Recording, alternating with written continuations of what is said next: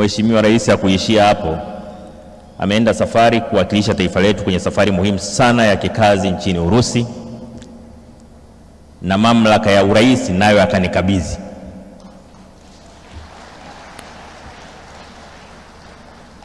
Kwa hiyo bado ameipa heshima kubwa ofisi yangu, lakini pia ameipa heshima kubwa siku ya mazingira. Tunamshukuru sana Mheshimiwa Rais kwa jambo hili.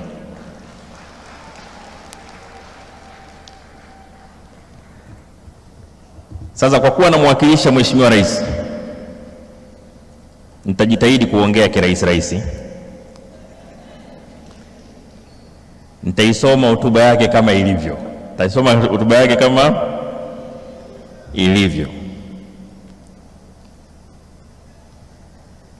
Awali yoyote, napenda nianze kwa kumshukuru Mwenyezi Mungu kwa kutufikisha katika siku ya leo tunapoungana na jumuiya ya kimataifa kuadhimisha siku ya mazingira duniani. Na washukuru waandaaji wa tukio hili kwa kunialika, lakini vile vile ninawashukuru nyote mlioko katika ukumbi huu, wakazi wa jiji la Dodoma na wananchi wote kwa ujumla kwa kutenga muda wenu kuungana nasi katika maadhimisho haya ya siku ya mazingira duniani. Hii ni siku ya pekee katika mwaka ambapo jumuiya ya kimataifa imeiweka ili kutambua umuhimu wa kuhifadhi mazingira na maendeleo endelevu na kukumbushana wajibu wetu katika kulinda na kuhifadhi mazingira.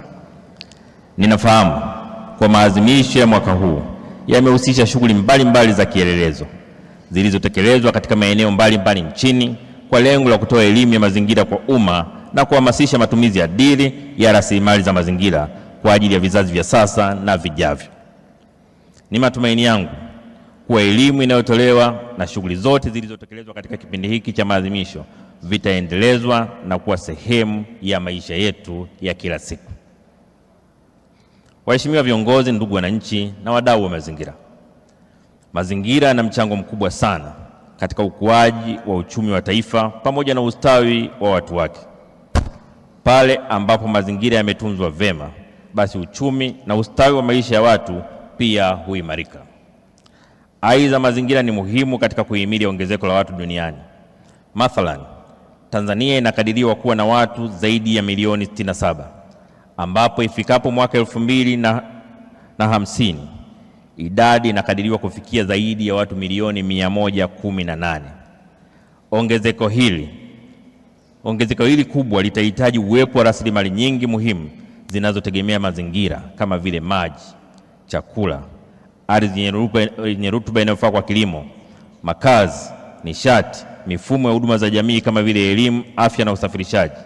Kwa kutambua umuhimu huo, Dira ya 2050 imejumuisha masuala ya mazingira na ustahimilivu dhidi ya mabadiliko ya tabia nchi, na kama sehemu ya safari yetu ya maendeleo ya kufikia uchumi wa kipato cha kati cha ngazi ya juu ifikapo mwaka 2050. Waheshimiwa viongozi, ndugu wananchi na wadau wa mazingira, maadhimisho ya siku ya mazingira duniani kama jukwaa muhimu la kitaifa na kimataifa litukumbushe wajibu wetu wa kuunganisha nguvu zetu katika jitihada za kuhifadhi mazingira na kuhakikisha matumizi adili ya rasilimali nyingi ambazo ni nchi yetu imejaliwa. Baadhi ya mambo muhimu ya kuzingatia katika uhifadhi wa mazingira ni pamoja na kuendelea kutoa elimu kwa umma kuhusu masuala ya mazingira na umuhimu wake, na kuimarisha mfumo wa usimamizi wa taka hususan katika mamlaka za serikali za mitaa kwa dhana ya uchumi rejeshi. Kwa kuwa maeneo mengi bado hali ya usafi hairidhishi, hili linaenda sambamba na kubadili mtazamo wetu wa kuziona taka kama fursa ya kiuchumi na kuzitumia kutengeneza bidhaa mbalimbali kama vile mbolea, chakula cha mifugo na bidhaa nyinginezo. Hali kadhalika, kuendelea kutekeleza mkakati wa taifa wa matumizi ya nishati safi ya kupikia, ambapo hadi sasa taarifa zinaonyesha kuwa matumizi hayo yameendelea kuimarika kutoka 6.9% mwaka 2021 mpaka 28.6% mwaka 2025. Hii ni hatua nzuri kuelekea lengo tulilojiwekea la Watanzania zaidi ya 80% kutumia nishati safi ya kupikia ifikapo mwaka 2034. Pia kutekeleza miradi mbalimbali ya kisekta ya kupambana na mabadiliko ya tabia nchi kwa kujenga uchumi imara wenye uwezeshaji mdogo wa gesi joto na uliostahimilivu dhidi ya mabadiliko ya tabia nchi. Katika hili, nafahamu kuwa serikali kupitia ofisi ya Makamu wa Rais imeandaa mpango wa taifa wa kuhimili athari za mabadiliko ya tabia nchi ambao umeweka misingi ya uhimilivu wa jamii, mifumo ya ekolojia na sekta za ukuaji wa uchumi dhidi ya athari za mabadiliko ya tabia nchi. Waheshimiwa viongozi, ndugu wananchi na wadau wa mazingira, jitihada nyingine muhimu ni kuongeza mapato ya ndani yanayotokana na fursa za fedha za mabadiliko ya tabia nchi zitokanazo na biashara ya kaboni. Mifuko ya kimataifa ya mazingira na mabadiliko ya tabia nchi pamoja na ushirikiano wa kikanda wa uwili wenye malengo ya kuunga mkono juhudi za kukabiliana na mabadiliko ya tabia nchi. Vile vile uhifadhi wa ardhi oevu nchini ambayo ndio chanzo cha mito mingi na ardhi yenye rutuba inawezesha shughuli za uzalishaji katika kilimo, mifugo na uzalishaji wa umeme. Waheshimiwa viongozi, ndugu wananchi na wadau wa mazingira, kwa namna ya pekee ninaipongeza ofisi ya Makamu wa Rais Muungano na Mazingira kwa kusimamia kikamilifu utekelezaji wa afua mbalimbali za uhifadhi wa mazingira, hususan kuandaa programu ya mageuzi ya kimkakati wa mazingira endelevu itakayozinduliwa leo na kutekelezwa kwa kipindi cha miaka 5 ijayo, mwaka 2026 na 2030. Nimefurahi zaidi kuona programu hii itatekelezwa katika pande zote mbili za muungano, kwa kuwa mazingira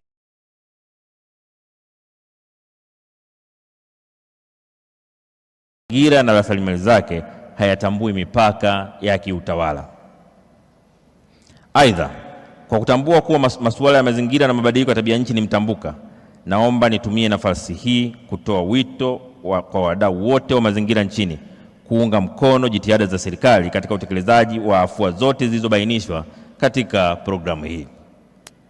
Katika kuhimiza jitihada za kulinda na kutunza mazingira, pamoja na mambo mengine, ningependa kusisitiza kwa wizara, mamlaka za serikali za mitaa na wadau wengine yafuatayo. 1.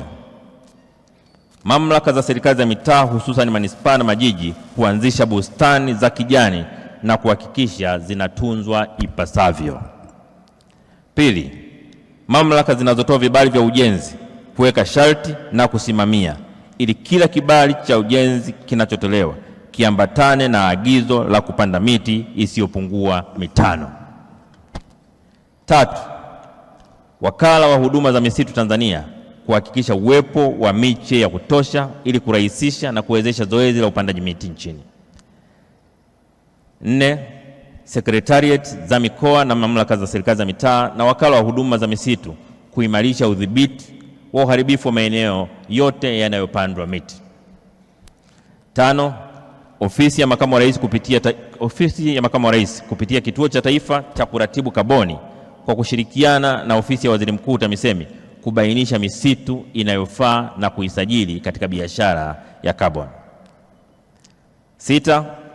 Wizara za kisekta kujumuisha fursa za biashara ya kaboni katika mipango, programu na miradi yao, hususan fursa zinazoendana na sekta husika. 6. Wizara ya Ardhi isimamie utekelezaji na uzingatiaji wa mipango miji na mipango miji ya matumizi ya ardhi ili kupunguza au kuondoa kabisa changamoto za uharibifu wa mazingira zinazotokana na matumizi ya ardhi yasiyo endelevu. 8. Mamlaka za serikali za mitaa kupitia kifungu cha 89 cha sheria ya serikali za mitaa, mamlaka ya miji sura ya 288 kuimarisha mifumo ya usimamizi wa taka, hususan kuanzisha vituo vya kuchakata taka ili kupunguza kiasi cha taka katika madampo na kuchangia urejelezaji. 9. Ofisi ya Waziri Mkuu TAMISEMI, Wizara ya Maliasili na Utalii na Wizara ya Maji kuimarisha usimamizi endelevu wa maeneo ya ardhi oevu. Na mwisho 10. Taasisi za utafiti kufanya tafiti kuhusu mimea, viumbe vamizi ambavyo vinazidi kuongezeka na kuathiri mifugo na mimea mingine katika maeneo mbalimbali nchini. Waheshimiwa viongozi, ndugu wananchi na wadau wa mazingira, swala la ulinzi na usimamizi wa mazingira halina mbadala.